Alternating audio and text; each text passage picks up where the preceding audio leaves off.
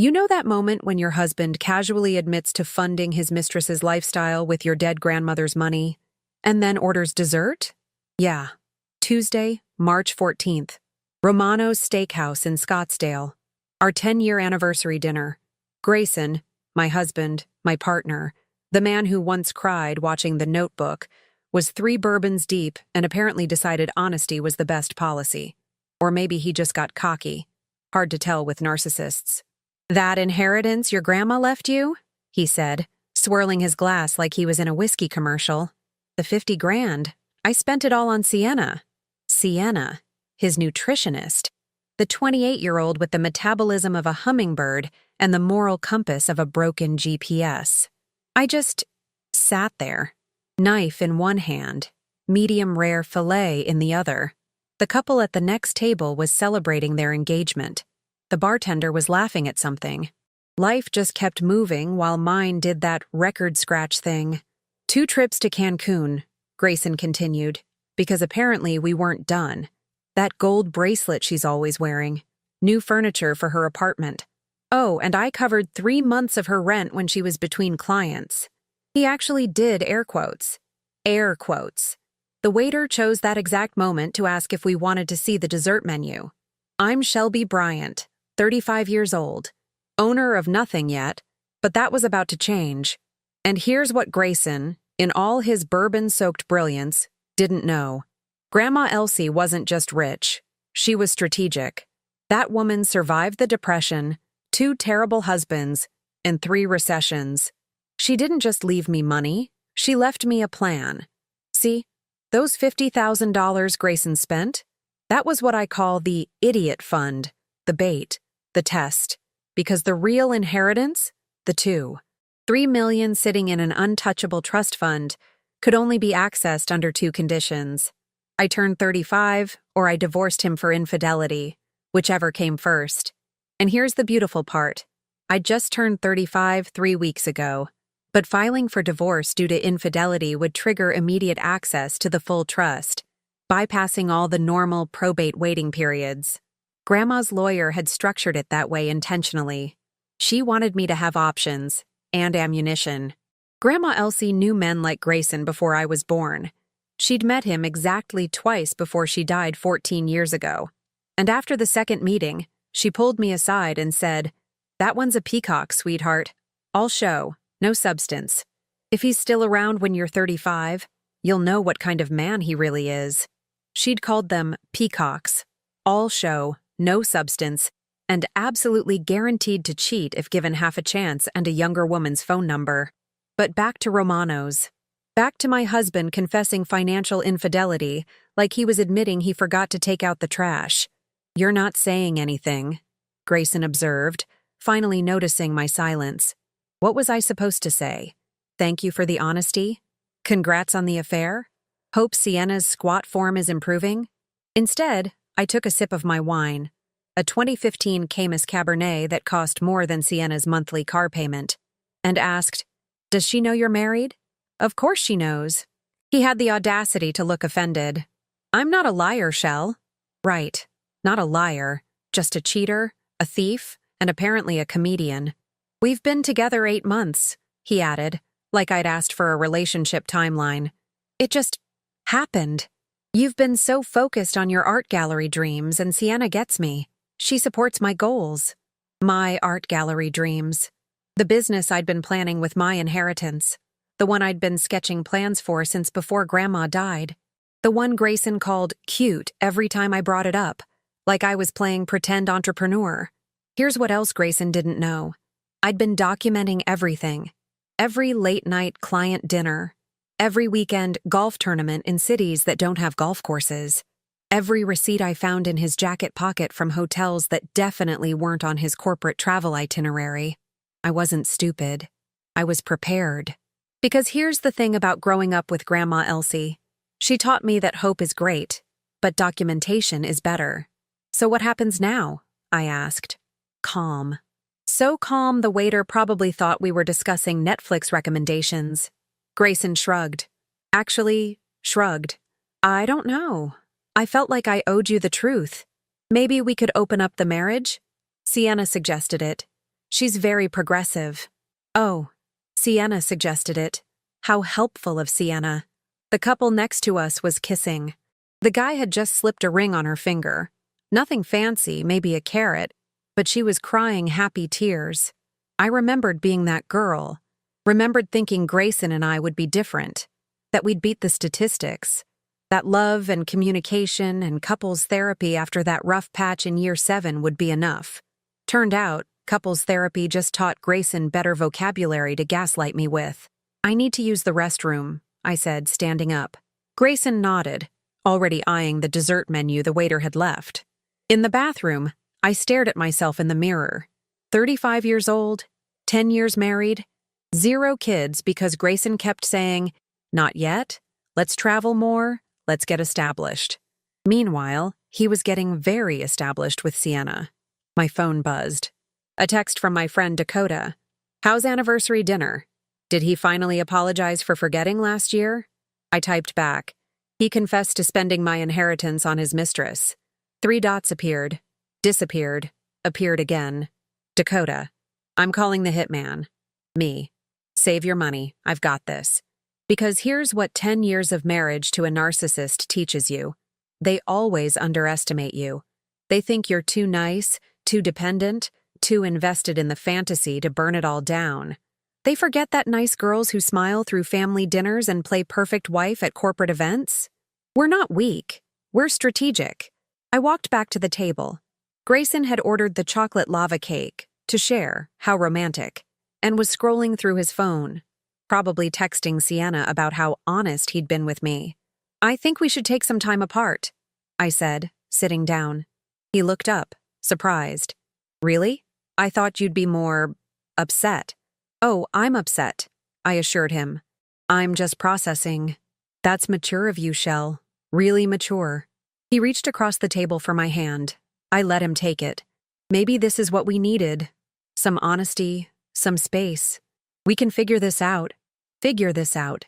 Like it was a Rubik's Cube and not a 10-year marriage he'd just admitted to demolishing. "Yeah," I said. "We'll figure it out." The chocolate lava cake arrived. Grayson dug in. I pushed it around with my fork, watching him, thinking about Grandma Elsie and her 2-trust strategy. The first trust, the $50,000 Grayson knew about, had been set up as a joint account 2 years into our marriage. Grandma's lawyer had insisted. "If he's a good man, he won't touch it," she'd said. "If he's not, well, then you'll know." Turns out, I knew.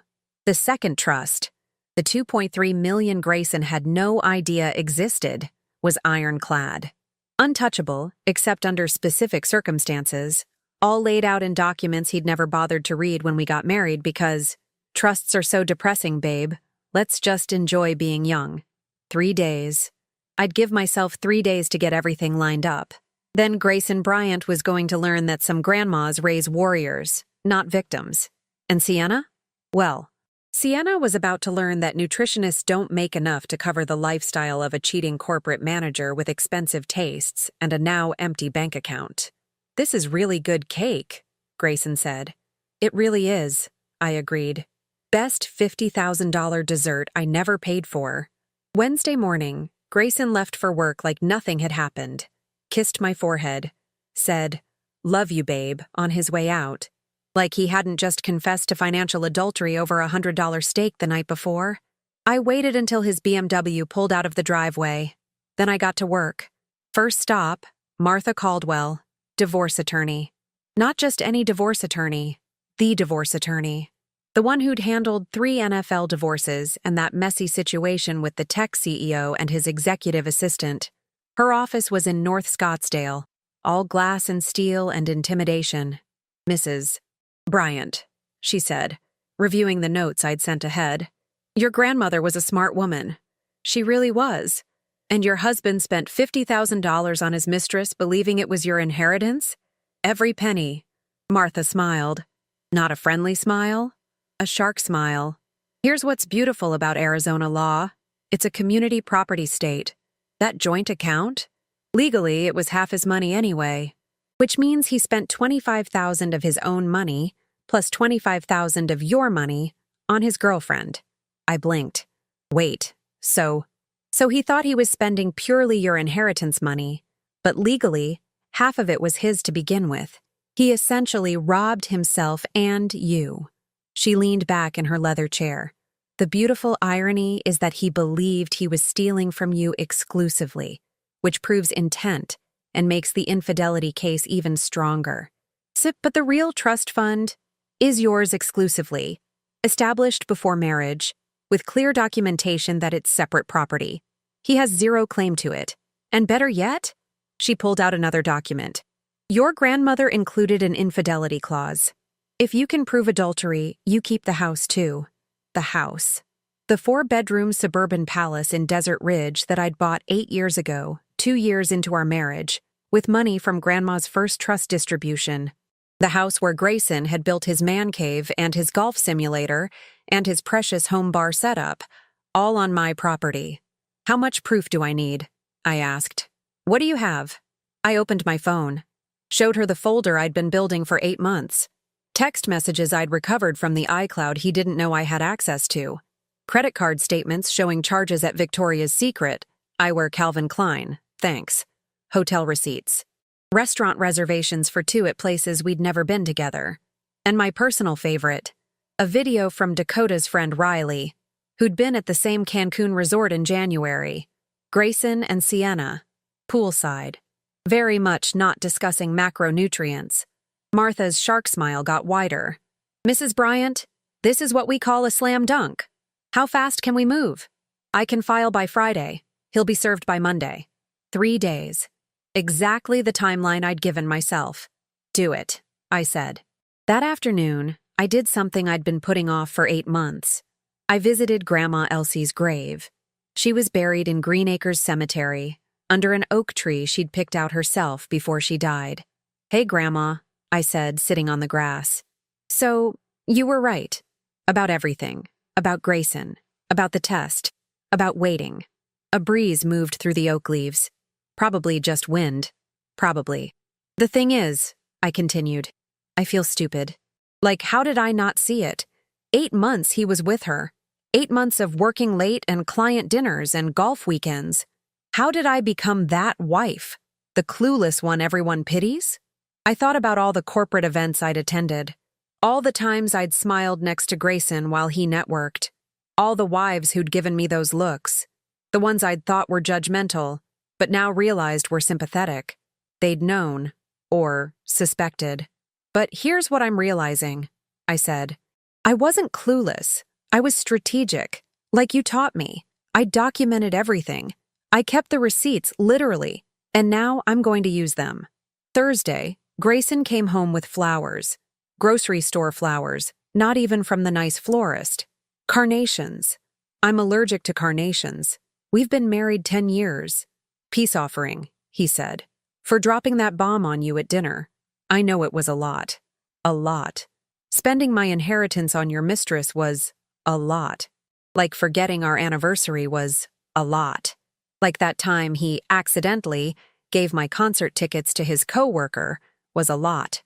They're lovely, I said, immediately putting them in the trash. I'm actually allergic, remember? Oh, right. He didn't even look embarrassed. Well, the thought counts, right? The thought. What thought? The thought that carnations exist and women like flowers? Absolutely, I said. Very thoughtful. He opened the fridge, looking for the leftover pot roast. The pot roast I'd fed to our neighbor's dog because I was done playing housewife to a man who couldn't even remember my allergies. Where's the roast? He asked. Went bad, I lied. Food poisoning risk. We just made it Sunday. Exactly. 4 days is too long for pork. It was beef. Oops. Right. Beef. Still risky. Grayson ordered Thai food. We ate in silence. Well, he ate.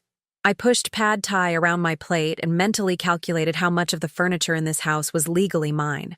Answer: almost all of it, including the couch he was sitting on. Friday morning, I watched Martha file the divorce papers electronically. It's done, she said over the phone. He'll be served at his office Monday afternoon. His office? I asked. You didn't want home service, did you? Actually, no. Office service was perfect. Maximum humiliation. All his coworkers would see. All the people he'd lied to about his perfect marriage would know. That weekend, Grayson announced he was going to a sales conference in Vegas. A sales conference that, according to his company's website, didn't exist. "Have fun," I said. "You're not upset I'm missing our Saturday?" He actually sounded surprised. Our Saturday, the day we usually meal prep together. The routine he'd started skipping 8 months ago because suddenly he was too busy or too tired, or Sienna says meal prep is actually bad for metabolic flexibility. Sienna says. I'd been hearing that phrase a lot lately. Sienna says intermittent fasting is better. Sienna says couples need independence. Sienna says emotional availability is overrated. "I'll survive," I told him. He left Friday night. I spent the weekend boxing up his stuff. Not obviously, just organizing. His golf clubs near the door, his clothes in separate drawers, his precious bourbon collection in crates in the garage. Preparing. Saturday afternoon, Dakota came over with wine. Real wine. Not the cheap stuff Grayson bought because he couldn't tell the difference anyway. "You're really doing this," she said. "I'm really doing this. And you're okay?" Was I okay? I was about to blow up my 10-year marriage, publicly humiliate my husband, and potentially destroy his reputation at work. "I'm great," I said, and I meant it. Because here's what I'd realized sitting at that anniversary dinner. I hadn't been happy in years. I'd been comfortable. There's a difference. Happiness is waking up excited about your day. Comfort is just not being uncomfortable enough to change things. I'd been comfortable with a man who forgot my allergies, dismissed my dreams, and spent my inheritance on a woman who thought macros was a personality trait. Well, comfort was over. Sunday night, Grayson came home smelling like coconut sunscreen and someone else's perfume. Not even Sienna's usual scent. Something cheaper.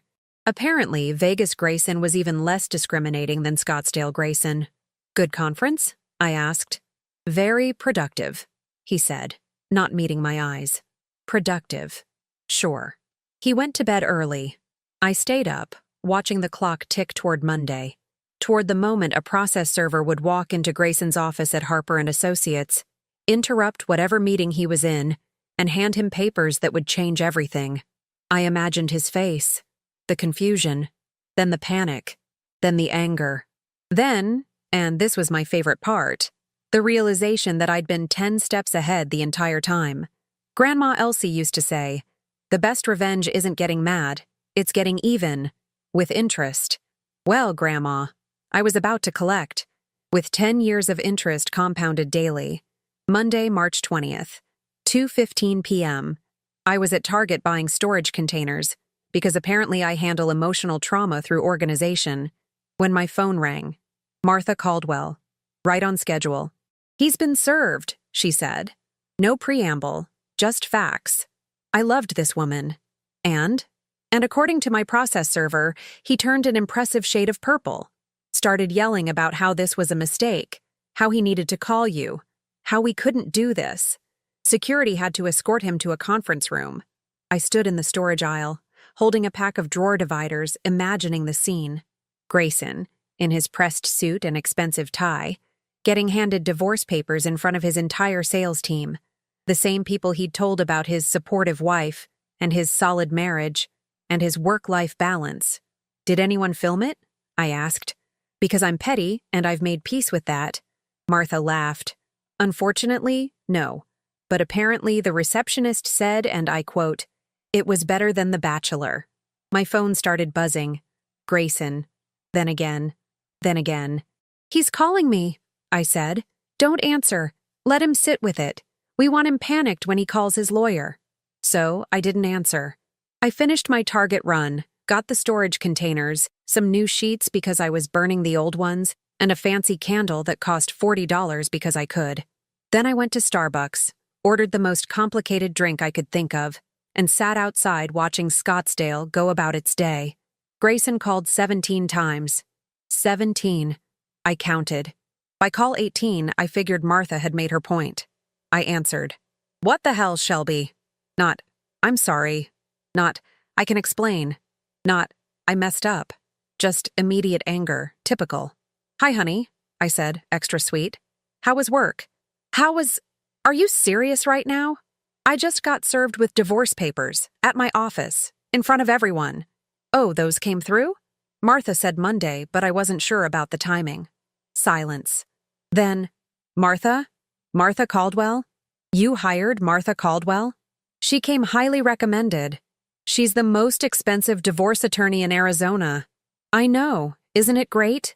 I took a sip of my unnecessarily complicated caramel macchiato with extra foam and oat milk. She's very thorough. Shelby, this is insane. We can work this out. I made a mistake, okay? I told you the truth and now I'm what? Respecting myself? Setting boundaries? Following through on consequences? More silence. Grayson wasn't used to this version of me. The version who didn't smile through his nonsense. The version who actually had a spine. Where are you? He demanded. Out. Out where? Does it matter? I'm coming home. We need to talk about this. Actually, I said, watching a bird steal someone's sandwich crust, you should probably stay with Sienna tonight, since you've been practically living there anyway. How did I know? Grayson, I've known for 8 months. The Cancun trips you thought I didn't notice. The charges at hotels here in Scottsdale, which, by the way, is just lazy. If you're going to cheat, at least be creative. The perfume on your shirts that definitely isn't mine. The way you started showering immediately when you got home instead of after dinner like you always did. I could hear him breathing, processing, realizing that I'd been about 50 steps ahead this entire time. You knew. His voice was smaller now. I documented everything. Every receipt. Every lie. Every time you said you were working late but your assistant told me you'd left at 4. Every time you said you were golfing but your golf buddies wondered where you were. I've got text messages, videos, credit card statements, and my personal favorite, a statement from Riley, Dakota's friend, who saw you and Sienna at the Excellence Playa Mujeres resort in January, making out in the infinity pool. Very classy, by the way. Silence. The house is mine, I continued. Separate property, bought during our marriage but with my premarital trust money. The $50,000 you spent? Half was technically yours anyway as community property, which makes this even more pathetic. You spent your own money plus mine. But here's my favorite part. The part you're going to love. What part? He sounded sick. Grandma Elsie didn't just leave me $50,000. More silence. Longer this time. What are you talking about? She left me $2.3 million in a separate trust. Untouchable. Established before we got married. You know that boring paperwork you didn't want to read when we went to the lawyer before the wedding? The stuff you said was too depressing and you trusted me to handle?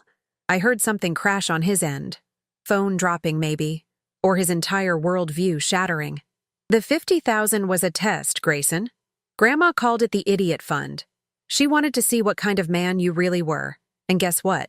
You failed. Spectacularly. You've had millions this whole time? This whole time. While you were telling me my art gallery dream was cute. While you were saying we couldn't afford a vacation. While you were claiming we needed to save money for kids. Kids you never actually wanted, by the way. I had $2.3 million. Why didn't you tell me? And there it was. The question that proved he'd learned absolutely nothing. Because it's mine, not ours. Mine. Grandma left it specifically to me with conditions. Conditions that, congratulations, you just helped me meet. What conditions? I could access it at 35, which I just turned 3 weeks ago, or immediately upon filing for divorce due to infidelity, whichever came first.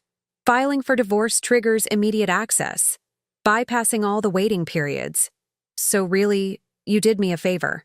Gave me instant access instead of making me wait for probate. I could practically hear his brain short-circuiting, trying to calculate, trying to figure out if he could claim any of it, trying to salvage something. Arizona is a community property state, he said. Whatever you earned during marriage is half mine. True. But the trust was established before marriage. It's separate property, Martha already confirmed. Your lawyer, and you should probably call one, by the way, will tell you the same thing. He was sputtering now. You can't just, actually, I can. I am. I did. Sienna said you'd probably be fine with opening the marriage, he tried. She said modern couples. Oh, Sienna said. Well, why didn't you lead with that? If Sienna said it, it must be relationship gospel. Tell me, does Sienna know you're about to be unemployed? What? Harper and Associates has a morality clause. Probably something you should have read in your employment contract. Affairs with subordinates, or people you meet through company events, are grounds for termination. And Sienna was at the company holiday party last December, remember? The one where you introduced her as your wellness consultant. I'd done my homework. Harper and Associates didn't mess around with their reputation. And their HR director, Noelle, was someone I'd met at a charity auction. Someone who'd told me, in confidence, about another executive who'd been fired for exactly this kind of situation. You're going to try to get me fired? Grayson's voice was shaking now. With rage or fear, hard to tell. Me? No. I'm just saying that when messy divorces happen, sometimes information circulates. People talk. Process servers talk. Receptionists talk. And corporate culture being what it is. I let that hang there. This is blackmail.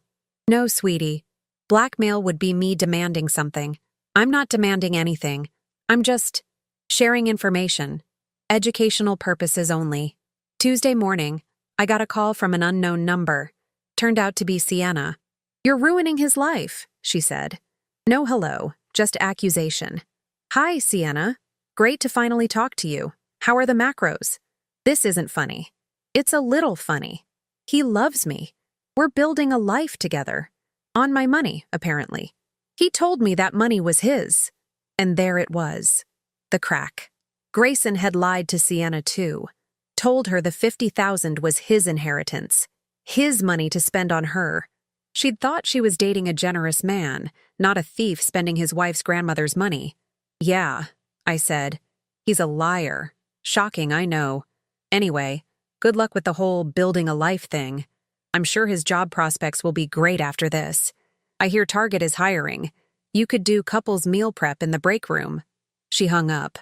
That felt good. Really good. Wednesday, I met with a realtor in Charleston, a city I'd always loved. A city Grayson had always said was too humid and too old-fashioned and too far from good golf courses. Perfect. I'm looking for something in the historic district, I told the realtor, a sharp woman named Gwen. Near the galleries. Space for a studio. And a view, if possible. Budget? She asked. Cash buyer. Up to $800,000. Her eyes lit up. Mrs. Bryant, I have the perfect property. The property Gwen showed me in Charleston was perfect. A renovated townhouse on Church Street, 3 blocks from the art district, with exposed brick walls and original hardwood floors that had survived Sherman's March and 3 hurricanes. The previous owner had been an architect who'd converted the ground floor into gallery space. It's been on the market for 2 weeks, Gwen said. The seller is motivated. Lost his job, needs to relocate fast. Funny how life works. I made an offer that afternoon. Cash. $20,000 over asking. The seller accepted within an hour. Back in Scottsdale, things were falling apart beautifully. Thursday morning, I got a text from Dakota. Turn on Channel 12. I turned it on. Local business news. And there, in a segment about corporate ethics violations, was a very brief mention of personnel changes at Harper and Associates. No names. But the timing was interesting. My phone rang. Martha. Your husband's lawyer called, she said. Calvin Porter. Wants to negotiate settlement terms. Already? Apparently, Grayson's financial situation has become complicated. I smiled. How complicated? Well, he's no longer employed, and Sienna, upon learning that the money he spent on her was actually yours, has dumped him. Also, she's apparently now dating someone named Braxton, who works at the same gym. A personal trainer, I believe. Braxton. Of course, his name was Braxton. So Grayson is unemployed, single, and broke? Not entirely broke. He has about $12,000 in his personal account, and roughly $37,000 in credit card debt, mostly from the Sienna expenses. Community debt, I said, remembering my research. Normally, yes. But given the circumstances, the infidelity, The misuse of your separate property. I can argue that debt should be his responsibility entirely. And I think I can win. Do it. Friday, Grayson showed up at the house. Our house. My house. I'd changed the locks Wednesday, so he couldn't get in. He rang the doorbell 17 times. Same number as his phone calls. The man loved patterns. I opened the door. Didn't invite him in. He looked terrible. Unshaved. Wrinkled shirt. Hair uncombed. This was a man who'd spent 10 years telling me about the importance of professional presentation. Shelby, please, can we just talk? We are talking. Inside. Like adults. Adults don't cheat on their wives and steal their inheritance. But sure, let's discuss adult behavior. He flinched. I didn't steal anything. That money was in a joint account. That you contributed nothing to. That was half technically yours, but you spent all of it, including my half, entirely on your mistress. That you confessed to spending proudly over anniversary dinner. Should I continue, or are we caught up? I lost my job. I heard something about morality clauses and company reputation. You told them. You called HR. Actually, I didn't.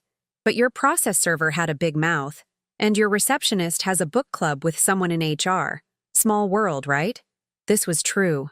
I'd discovered this through Dakota, who knew the receptionist, who'd mentioned it casually at a coffee shop. I hadn't orchestrated anything. I'd just allowed information to flow naturally.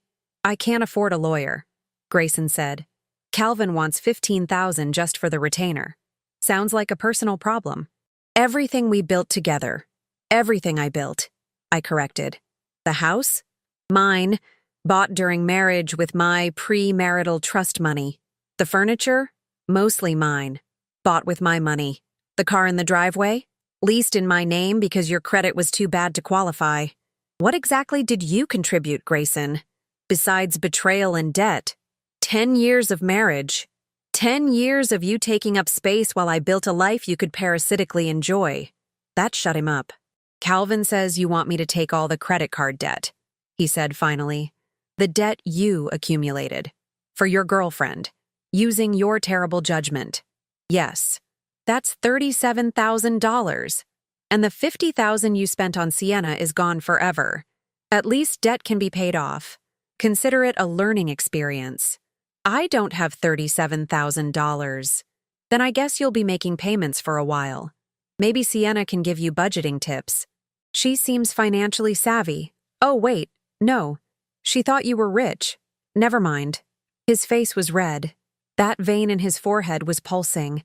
The one that only appeared when he was absolutely furious but couldn't do anything about it. You've changed, he said.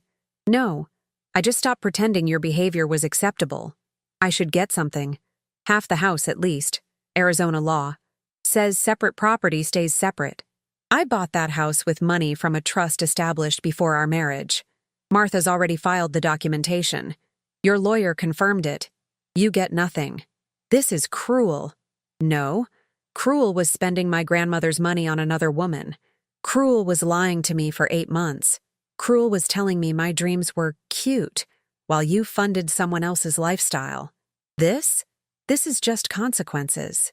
Saturday morning, the most beautiful thing happened. I was having coffee on my back patio, my patio, when I saw movement next door.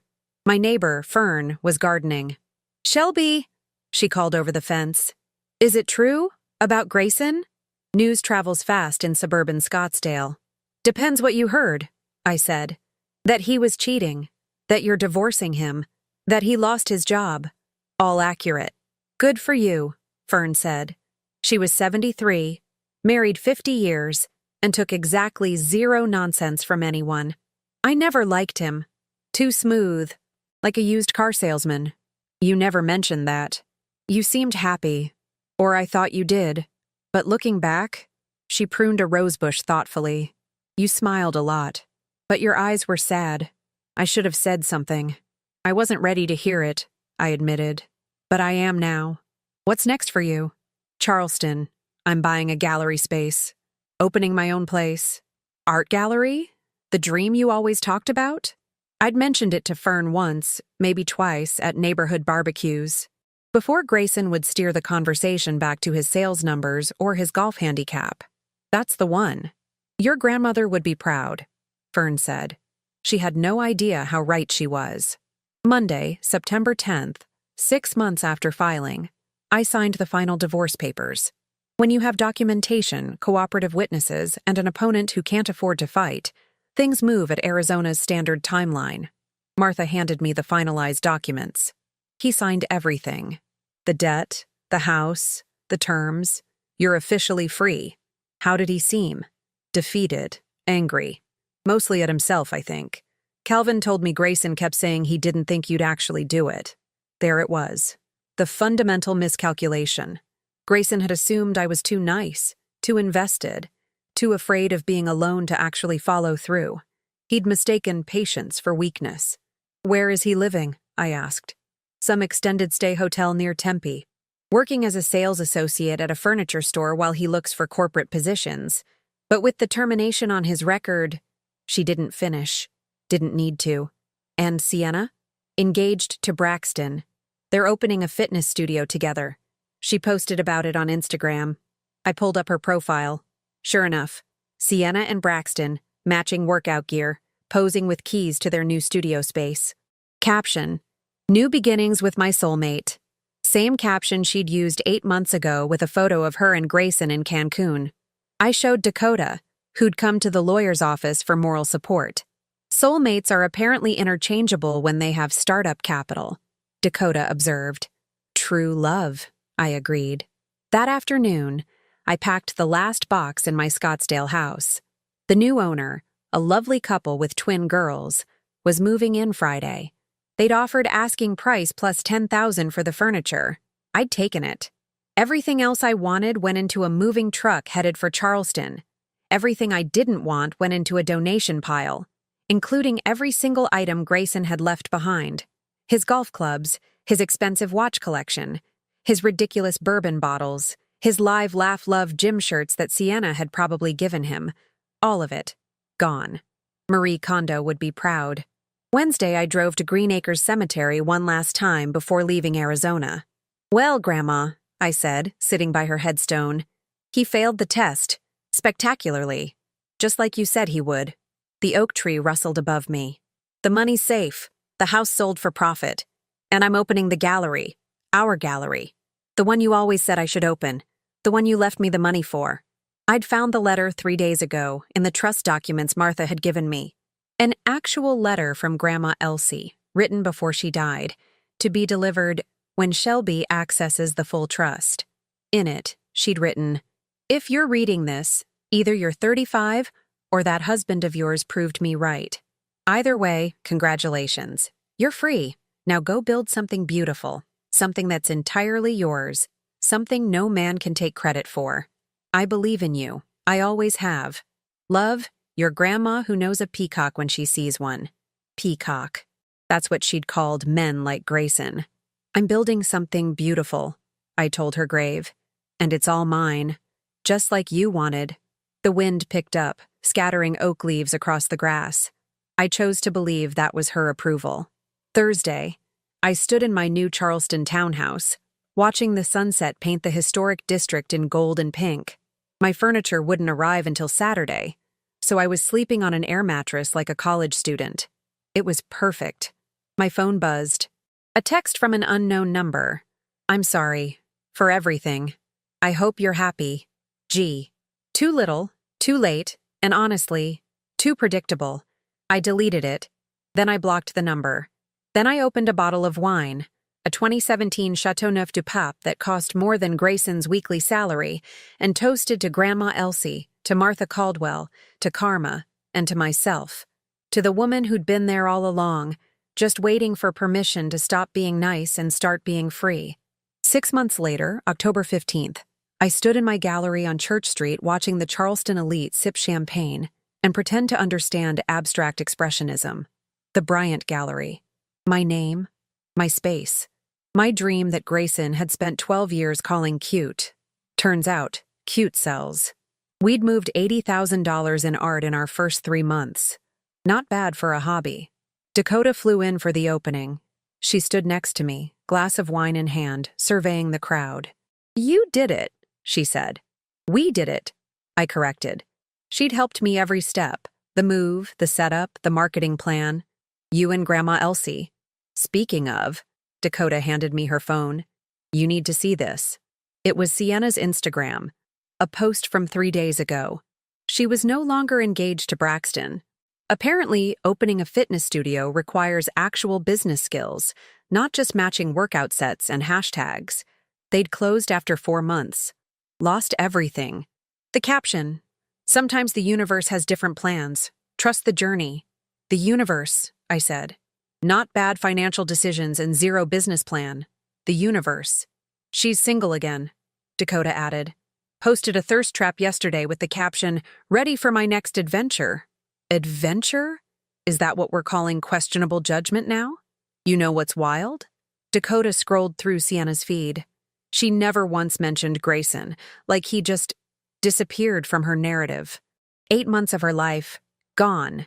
Not even a breakup post. That's the thing about people like Sienna. They don't reflect. They just move to the next thing, the next person, the next soulmate with a credit card and low self-esteem. "What about Grayson?" I asked, though I wasn't sure I wanted to know. Last I heard from Fern, who heard from the new neighbors, he's still in Tempe, still at the furniture store. Applied to Harper and Associates 3 times. They haven't responded. Good. Some bridges should stay burned. A woman approached me. Late 50s, elegant, dripping in pearls and old money. "Ms. Bryant? I'm Lorraine Thatcher. I absolutely must have the piece in the corner, the blue one. It speaks to me." The blue one cost $12,000. "Excellent taste," I said. "Let me get you some information." After she left, sale confirmed, delivery scheduled, Dakota raised her glass. "To Grandma Elsie, the real MVP." "To Grandma Elsie," I echoed. That night, alone in my townhouse, I reread her letter. The one from the trust documents. I'd read it probably 50 times, but it never got old. Build something beautiful. Something that's entirely yours. I'd done that. This gallery, this life, this version of me that didn't apologize for existing or minimize her dreams or smile through someone else's betrayal. This was entirely mine. My phone buzzed. A text from an unknown number. Again. "Saw your gallery on Instagram. Looks nice. Happy for you." No name, but I knew. Grayson had a tell. He always said, "looks nice," when he actually meant something else. Like when he'd said my career plans looked nice, but meant unrealistic. Or when my cooking looked nice, but meant I'd rather have takeout. I didn't respond. Didn't block the number this time either. Just left it there, unacknowledged. The way he'd left my dreams unacknowledged for 12 years. The difference? I didn't need his validation anymore. November brought the first art festival. The gallery was packed. I sold a commissioned piece to a museum in Charlotte. A magazine did a feature, "New Voices in Southern Contemporary Art." In the photo, I'm standing in front of my favorite piece, an abstract I'd bought from a local artist, all chaos and color and beautiful mess. The caption quoted me, "Sometimes you have to burn down the comfortable to build the extraordinary." The journalist had asked if that was about the art or my life. I'd said yes. December, I flew back to Arizona for Christmas. Not to Scottsdale, I was done with that chapter, but to Sedona, where Dakota's family had rented a cabin. We hiked Cathedral Rock, drank wine by the fire, and didn't talk about Grayson once until the last night, when Dakota asked the question I knew was coming. "Do you regret it? Any of it? The marriage? Or the divorce?" "Either. Both." I thought about it. Really thought about it. "I regret not seeing it sooner," I said finally. "I regret wasting 12 years on someone who saw me as an accessory, not a partner. But the divorce? The gallery? The life I have now?" I shook my head. No regrets there. What if he'd been different? What if he'd actually appreciated you? Then I'd probably still be in Scottsdale, making pot roast, pretending to care about golf, and calling my dreams cute because he did. I stared into the fire. Sometimes the worst thing that can happen is also the best thing. His betrayal set me free. Very philosophical. Grandma Elsie was philosophical. I'm just plagiarizing. Dakota laughed. She'd approve. She'd absolutely approve. Back in Charleston, New Year's Eve, I hosted a party at the gallery. Artists, collectors, friends I'd made in 6 months who knew nothing about Grayson or Sienna or the person I used to be. At midnight, everyone toasted to new beginnings. I toasted to Grandma Elsie, to the woman who loved me enough to prepare me for the worst while hoping for the best, to the woman who knew that sometimes the greatest gift you can give someone isn't money, it's strategy. January brought a letter. Actual mail, forwarded from my old Scottsdale address.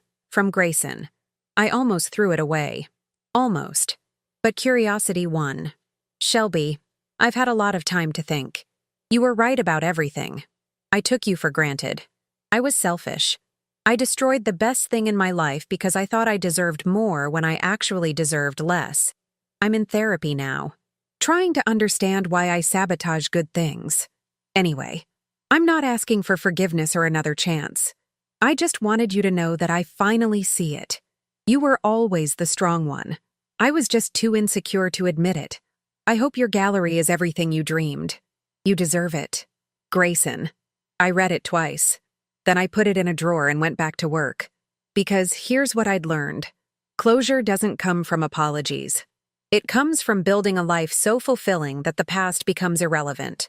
February 14th. Valentine's Day. A man asked me to dinner. A gallery owner from Savannah, charming, age-appropriate, no mentions of nutritionists or macros. I said yes, not because I needed someone, but because I wanted to see what dating felt like when you actually liked yourself. That night, getting ready, I caught my reflection in the mirror. 36 years old. Gallery owner. Free. Happy. Grandma Elsie had been right about everything. The idiot fund worked exactly as designed. And the real inheritance? It wasn't the money.